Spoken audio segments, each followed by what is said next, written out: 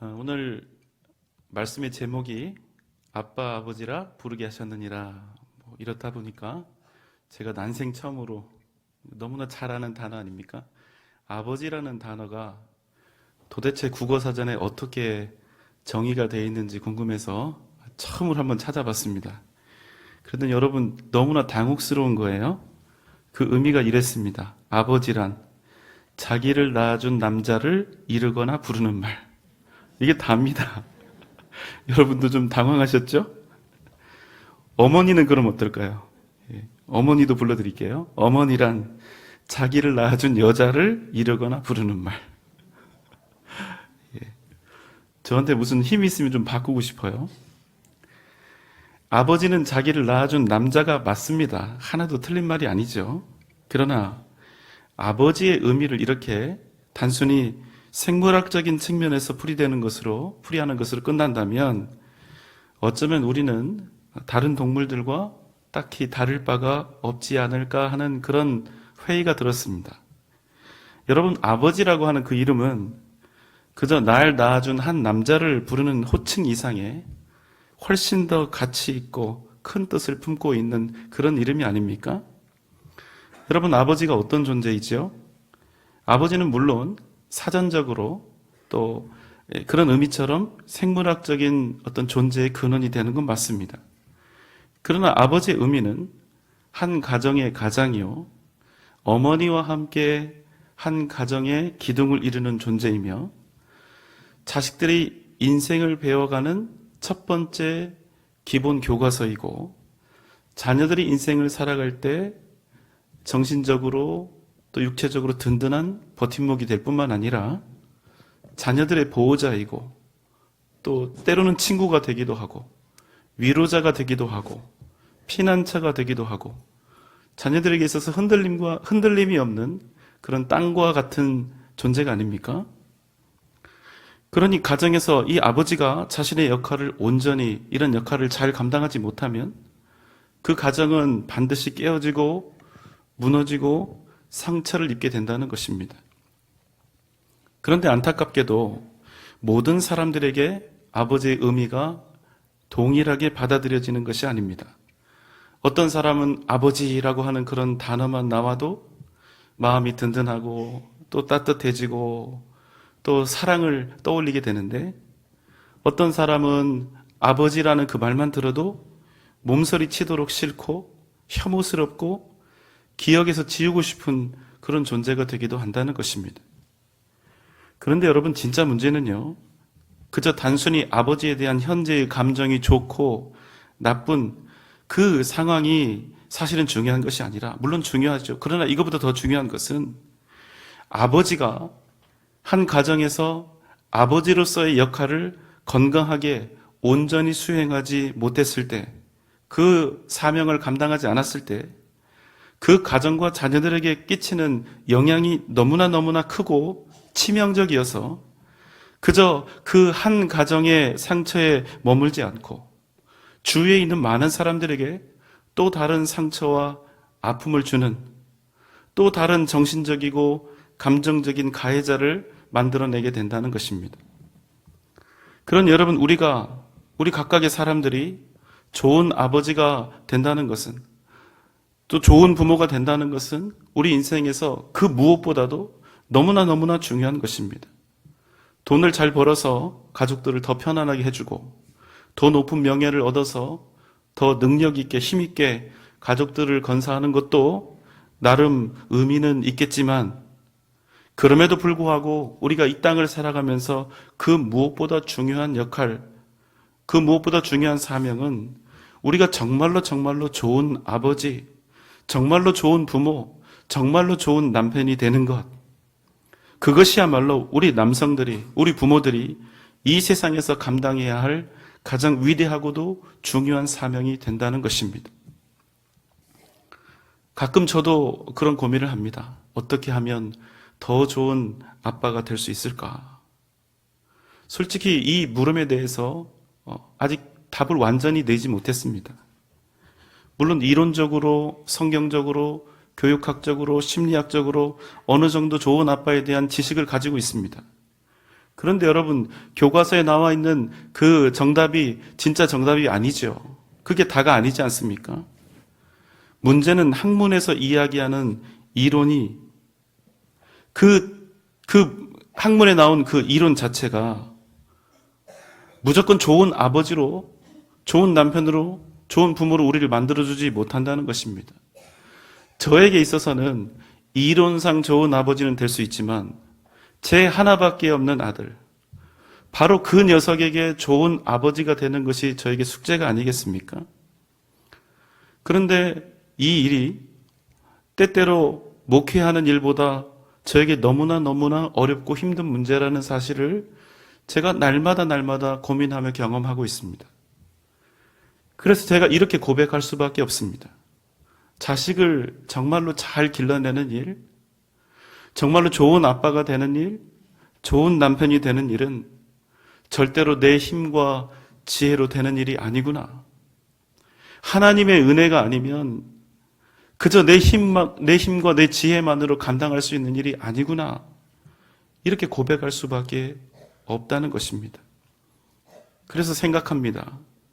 내 배 아파서 낳은 자식이 아닌데도 내 배 아파서 낳은 자식보다 더욱더 사랑하면서 애타게 간절히 헌신하면서 귀하게 길러내는 그런 아버지, 어머니들을 만나면 절로 고개가 숙여집니다. 오늘 본문은 우리의 아버지가 되시기 위해서 하나님께서 행하신 놀라운 사랑과 은혜에 관한 말씀입니다. 갈라디아서 4장 6절의 말씀입니다. 너희가 아들이므로 하나님이 그 아들의 영을 우리 마음 가운데 보내사 아빠, 아버지라 부르게 하셨느니라. 여러분, 놀라운 선언이 아닐 수 없습니다. 하나님께서, 거룩하신 하나님께서 죄인인 우리를 아들이라 딸이라 선포하신 것입니다. 너희가 하나님의 아들이므로 하나님이 그 아들의 영, 다른 말로 하나님께서 당신의 자녀들에게만 보내주시는 그 영을 우리에게 보내사 거룩하신 하나님을 아빠, 아버지라 부르게 하셨다는 것입니다. 여기 매우 특별한 표현이 있죠. 아빠, 아버지. 이전 성경의 번역은요, 이것을 아바, 아버지라고 이렇게 기록했습니다. 탈무드에 보면 이 아바라고 하는 말은 어린 아기가 태어나서 제일 먼저 배우는 말이다, 이렇게 기록이 되어 있습니다. 그런데 놀랍게도 이 아바라고 하는 아람어의 뜻과 발음이 우리가 우리네 아버지를 가장 친근하게 격의 없이 부를 때 사용하는 아빠라고 하는 말과 놀랍도록 그 발음과 뜻이 동일하다는 것입니다. 그래서 지금 우리가 보고 있는 성경은 아바, 아버지라고 하지 않고 아예 아빠, 아버지라고 번역을 해 놓은 것입니다. 우리가 하나님을 아빠라고 부를 수 있다는 그 사실은 무엇을 뜻합니까? 우리와 하나님 사이는 아무런 거리낌이 없는 너무나 친근하고 가까운 아빠와 아들, 아빠와 딸이 되었다는 그 사실을 우리에게 말씀하고 있는 것이지요. 그럼 여러분, 도대체 우리 같은 죄인들이 어떻게 하나님의 아들과 딸이 되었습니까? 죄인인 우리가 어떻게 거룩하신 하나님을 아빠, 아버지라고 부르게 되었습니까? 갈라디아서 4장 4절 5절 말씀입니다. 때가 참에 하나님이 그 아들을 보내사 여자에게서 나게 하시고 율법 아래에 나게 하신 것은 율법 아래에 있는 자들을 속량하시고 우리로 아들의 명분을 얻게 하려 하심이라. 때가 참에 아버지께서 정하신 때가 이르렀을 때 그리스도께서 이 땅에 오셨습니다. 그리고 죄와 사망의 권세 아래 있던 당신의 백성들을 구원하심으로 우리가 종이 아니라 하나님의 자녀가 되었다고 말씀하고 있습니다. 죄인 되었던 자가, 원수 되었던 자가 거룩하신 하나님을 아빠, 아버지라고 부르는 완전히 새롭고도 놀라운 나라, 하나님의 나라가, 천국이 우리 가운데 시작되었다는 것입니다. 때가 참에 하나님께서 하신 일은 당신의 아들을 이 땅에 보내셔서 한 처녀에게서 나게 하신 것입니다. 전능하신 하나님께서 비천한 피조물의 몸속에 거룩하신 하나님 당신의 존재를 두신 것입니다. 또한 죄인들이나 지켜야 할 율법 아래에서 태어나신 것이지요. 무엇을 위해서입니까?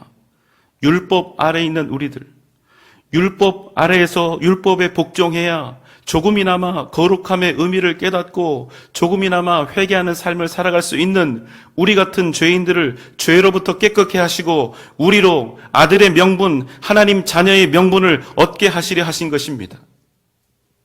특별히 5절에서는 속량이라고 하는 단어가 나오는데 이것은 죄를 그냥 용서하거나 무마한다는 그런 의미가 아니라 하나님 당신께서 우리가 지은 죄에 대해서 그 직접 죄에 대한 대가를 치르고 당신의 자녀들을 죄와 사망의 권세로부터 되찾아온다는 그런 의미를 가지고 있습니다. 왜입니까? 무엇을 위해서입니까? 그것은 이 세상을 지신 전능하신 하나님, 거룩하신 하나님께서 우리의 아버지가 되시기 위한 것이었습니다. 여러분, 우리가 이 땅을 살아가는 동안 하나님께 받은 은혜, 가장 큰 은혜는 무엇입니까? 혹 예수 믿고 난 후에 여러분의 인생에 좋은 일이 생기셨습니까? 교회 다니면서 인생의 문제가 풀려지고 마음의 평안을 찾으셨습니까? 그러나 여러분, 우리가 주님을 믿고 하나님 앞에 나와 얻게 된 가장 큰 선물, 가장 큰 복은 유일하신 참 하나님을 우리의 아빠, 아버지로 얻고 그 하나님을 아빠, 아버지라고 부르게 된 데 있는 것입니다. 그리고 이 세상 모든 것을 이제 하나님의 자녀가 되어서 하나님의 자녀로서 유업으로 받게 된 것입니다. 이 말씀의 뜻은 하나님의 모든 소유가 우리의 것이 되었다, 이런 말씀입니다. 그러나 여러분, 그럼에도 우리가 이 세상에 있는 모든 것, 그 어느 것 하나도 받지 않아도 괜찮습니다. 우리가 가진 것 혹 다 잃어도 괜찮습니다. 하지만 우리가 이것만은 잃지 말아야 합니다. 이 세상 그 어떤 일을 만난다 하여도 하나님이 내 아버지라는 사실, 내가 그분의 자녀라는 사실을 잊지 마십시오. 이 한 가지를 우리가 잊지 않는다면 우리 인생에는 언제나 무슨 일을 만나도 반드시 소망이 있다는 사실을 기억하시기 바랍니다. 우리에게 있는 하나님의 자녀라고 하는 이 신분, 하나님이 내 아버지시라는 이 놀라운 복이 있다는 사실을 우리가 잊지 않는다면 우리 인생은 우리의 아버지 되신 하나님으로 인하여 반드시 승리하게 된다는 사실입니다. 우리가 믿는 사람으로서 날마다 기도하면서 살고 있는데요. 우리가 기도할 때 보통 어떻게 합니까? 우리가 원하는 기도의 제목들을 열심히 이렇게 열거하면서 내가 바라는 소원과 내가 바라는 그 목록들을 주님 앞에 구하면서 온통 그 기도 제목에 우리가 집중하는 것이지요. 그런데 여러분, 우리가 기도할 때 우리는 기도 제목 자체에 내가 원하고 바라는 것에 초점을 두는데 사실 우리가 주님 앞에 드리는 그 간절한 기도 제목보다 훨씬 더 중요한 것이 있습니다. 우리의 기도 제목을 진정한 기도 제목 되게 하고 그 기도 제목이 능력되게 하는 우리 기도의 가장 본질적이고 핵심적인 것이 있다는 것입니다. 우리가 예배 시간마다 날마다 드리는 기도와 고백이 있죠. 주기도와 사도신경입니다. 그 내용을 우리가 함께 생각해 보겠습니다. 주기도의 처음은 어떻게 시작되죠? 하늘에 계신 우리 아버지여, 이렇게 시작이 됩니다. 또 사도신경은 어떻습니까? 전능하사 천지를 만드신 하나님 아버지를 내가 믿사오며. 자, 여러분, 주기도와 사도신경의 공통점이 무엇입니까? 하나님을 누구라 부르고 있죠? 하나님을 아버지라 부르며 고백하고 있다는 것입니다. 자, 그럼 여러분 한번 생각해 보십시오.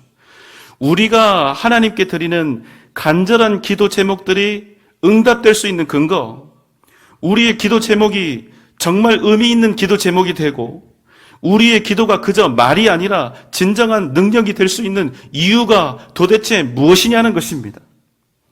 우리가 지금 기도 드리고 있는 그분이 누구이기 때문에, 단지 그분이 전능하신 하나님이기 때문에 우리가 드리는 기도가 응답되는 것입니까? 아니요, 그렇지 않습니다. 그게 다가 아닙니다. 우리가 하는 기도가 응답되는 것은 우리의 기도가 간절하기 때문도 아니고 그저 우리의 기도 제목이 옳아서 그런 것도 아닙니다. 우리의 기도가 응답되고 우리의 기도가 진짜 기도 제목으로서 능력을 갖는 것은 나의 기도를 들으시는 그분이 우리의 아버지시기 때문인 것입니다. 여러분 생각해 보십시오. 하나님이 그저 우리에게 하나님이시라면 우리가 그 앞에 결단코 나아갈 수가 없는 것입니다. 죄인이 어떻게 거룩하신 하나님 앞에 나아갈 수가 있겠습니까? 그러나 그 거룩하신 하나님이 나는 비록 죄인이지만 그러나 그 하나님이 나의 아버지시라면 우리가 비록 죄인이고 연약한 자일지라 할지라도 감히 그 앞에 나아갈 용기를 얻을 수가 있다는 것입니다. 하나님을 우리가 아버지라 부르는 순간 우리는 비록 죄인이지만 거룩하신 하나님 앞으로 담대히 나아갈 수 있게 된다는 것입니다. 그렇기 때문에 나는 내 모든 것을 다 잃어도 내 인생에서 내 모습이 초췌해지고 피폐해진다 하여도 내가 여전히 하나님을 아버지로 부를 수 있다면 나는 너무나 행복할 것입니다. 내 기쁨과 내 즐거움과 이 인생의 이 진정한 환희는 절대로 그 누구에도 빼앗기지 않을 것입니다. 나에게 이것보다 더 큰 은혜, 더 큰 복은 없습니다. 이러한 믿음, 이런 확신이 우리가 이 땅에서 얻을 수 있는 최고의 능력이라는 사실을 여러분 기억하시기 바랍니다. 7절의 말씀입니다. 그러므로 네가 이후로는 종이 아니요 아들이니 아들이면 하나님으로 말미암아 유업을 받을 자니라. 무슨 말씀입니까? 더 이상 너희는 종이 아니라는 것입니다. 만약 우리가 그저 예수 그리스도의 보혈로 인하여 죄사함을 받아서 그저 하나님 앞에 서게 되었다면 우리가 하나님 앞에서 어떤 존재가 될 수밖에 없겠습니까? 고작 하나님의 종이나 노예로 살아가는 것이 마땅하지 않을까요? 그저 우리는 예수 그리스도가 우리에게 준 그 생명의 값만큼 엄청난 빚을 진 빚쟁이가 될 뿐 아니겠습니까? 그런데 엄청난 빚을 진 빚쟁이 같은 우리를 향해서 하나님은 내가 이후로는 종이 아니요 아들이며 하나님의 유업을 받을 상속자가 되었다고 말씀하신다는 것입니다. 마치 탕자가 모든 것을 아버지의 그 유산을 다 탕진하고 아버지에게 돌아갈 때 나는 이제 도저히 아버지의 아들이라 일컬음을 받지 못하고 나는 이제 그저 아버지의 종이 되리라 그렇게 하고 아버지께 돌아갔지만 아버지는 탕자를 종이 아니라 다시 아들로 세우고 받았다는 것입니다. 하나님께서 우리를 아들로 딸로 당신의 자녀로 받으셨기 때문에 우리에게 어떤 일이 일어났습니까? 우리가 하나님의 자녀로서 하나님의 유업을 모두 받게 되었다는 것입니다. 이게 무슨 뜻일까요? 하나님이 가진 모든 것이 우리의 것이 되었고 하나님이 가진 권능과 권세와 영광이 모두 우리의 것이 되었다는 말씀입니다. 기억하십시오. 하나님의 것은 하나도 빠짐없이 모두 우리의 것입니다. 그렇게 우리가 인생 살아갈 때 우리에게 반드시 필요한 것이 있다면 하나님께서 반드시 우리에게 그것을 공급해 주신다는 그 믿음으로 살아가야 한다는 것입니다. 우리가 주님을 위해서 우리의 삶을 믿음으로 결단하며 나아가면 하나님은 반드시 우리 모든 상황도 모든 환경도 모조리 다 우리를 위해서 바꾸어 주실 수 있는 분이라는 사실입니다. 이것이 하나님의 자녀된 우리에게 하나님께서 주신 약속입니다. 사랑하는 여러분, 정말로 하나님을 여러분의 아버지라고 믿으신다면 여러분의 삶을 통해서도 하나님을 신뢰하시기 바랍니다. 아버지가 우리를 죽이시겠습니까? 아버지가 우리로 해가 되게 하시겠습니까? 아버지가 우리를 생명의 길로, 구원의 길로, 영광의 길로 인도하시지 않을까요? 오늘 이 시간은 하나님을 아버지로 얻었기에 자신에게 닥친 인생의 험난한 파고를 능히 이겨낸 한 사람을 여러분에게 소개할까 합니다. 김온유라고 하는 자매입니다. 중학교 때 감기 치료를 받다가 잘못되어서 평생 스스로는 숨을 쉴 수 없는 사람이 되어버린 그 사람의 이야기입니다. 아무도 예측하지 못했던 16년 전의 일이었습니다. 친구들보다 한 뼘은 더 컸던, 꿈도 재능도 많았던 중학생 소녀. 그런 소녀가 감당하기엔 너무 고통스럽고 버거운 일이었습니다. 병원의 오진으로 계속되는 수술 과정 속에서 그녀의 갈비뼈는 모두 녹아내렸고 폐와 다른 기관들도 망가져 버렸습니다. 의사들은 그녀의 삶이 곧 끝날 거라고 말했습니다.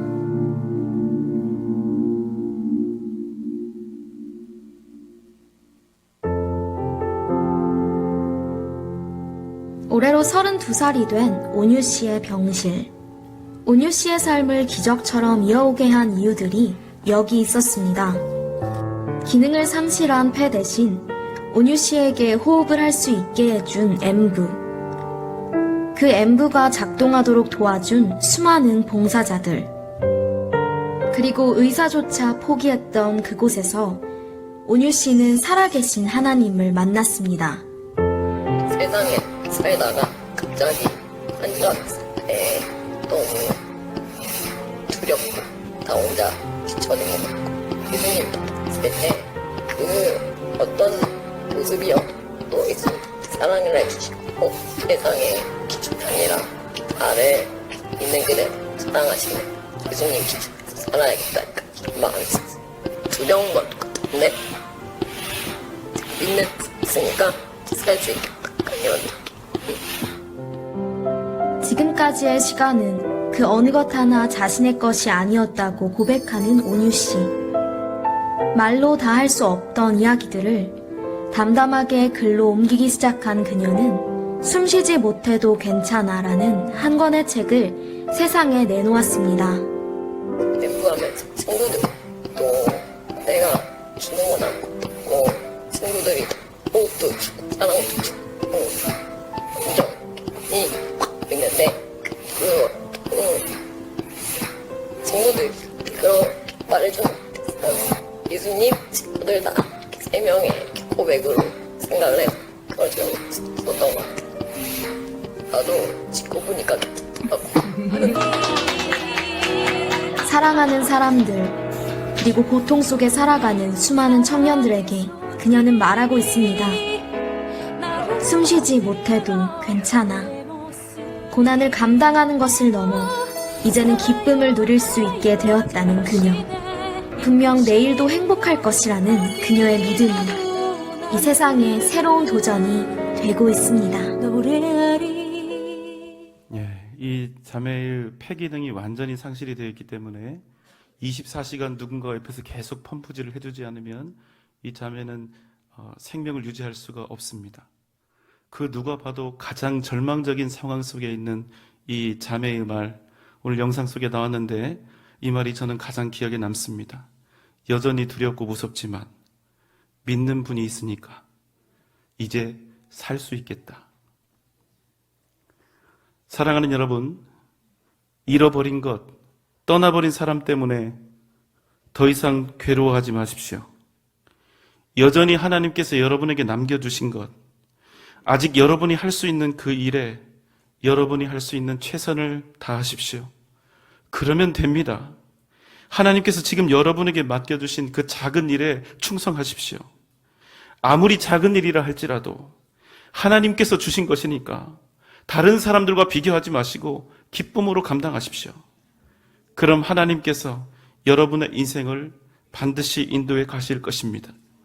나는 머리가 좋지 않고 학벌도 좋지 않고 건강도 좋지 않고 가진 것도 많지 않고 사회적인 지위도 낮고 대학 입시에도 실패했고 취업에도 낙방했다고 사업도 잘 되지 않았고 또 퇴사했다고 절망하거나 낙심하지 마십시오. 오직 믿음으로 여러분에게 지금 가능하도록 하나님께서 허락하신 그 작은 일에 최선을 다하십시오. 그러면 우리 아버지 되신 하나님께서 그 작은 일들을 인하여 여러분의 인생 전체를 반드시 책임져 주실 줄 믿습니다. 여러분 기억하십시오. 하나님은 우리의 아빠, 아버지이십니다. 우리를 당신의 자녀 삼으시기 위해서 기꺼이 십자가에 당신의 생명을 내어주신 우리의 아버지이십니다. 그분은 우리 인생의 길이 되어주시고 우리 삶이 되어주시고 우리의 능력이 되어주시는 우리의 아버지십니다. 하나님의 초점은 당신께서 우리의 아버지시라는 그 사실에 집중이 되어 있습니다. 사랑하는 여러분, 우리가 하나님을 우리의 아버지로 고백하는 순간 우리의 존재와 인생은 완전히 달라지게 되어 있습니다. 전능하신 하나님께서 우리에게 지금 그 고백을 바라고 계시는 것입니다. 우리가 하나님을 우리의 아버지로 믿고 신뢰하며 그 뜻대로 나아가면 우리는 반드시 예수 그리스도 우리 주님과 함께 하나님께서 주시는 유업을 받게 될 것입니다. 우리 안에서 이미 예수 그리스도로 말미암아 새로운 삶, 새로운 인생이 시작되었습니다. 거룩하신 하나님을 아빠 아버지라 부를 수 있는 특권, 하나님의 자녀로 살아가는 능력, 이 놀라운 은혜를 날마다 여러분의 가슴에 새기며 이 세상에서 하나님의 자녀로서 복된 삶을 살아가는 저와 여러분 되시기를 주님의 이름으로 축원합니다. 기도하겠습니다.